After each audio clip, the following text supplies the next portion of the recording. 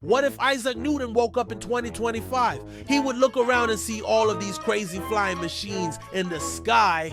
They'd be huge, like the size of a house. And he'd think to himself, wow, it took them centuries to figure out how to fly one of these things. Then he'd put on a VR headset and try to figure out how to control it with his mind. Because back in his day, he was the first person to suggest that the human brain could be a computer. Then he'd walk outside and see people taking pictures of each other with their phones. And he'd be like, hey, wait a minute, that's me. Why are they taking pictures of me? And then he'd realize that he's famous and that he's actually dead. And then he'd start ripping off people's limbs because he was a very violent person. And then he'd go to a store and see all of the new Apple products and be like, oh, they finally invented the iBook. But then he'd open it up and see that it was just a regular book and not an interactive book.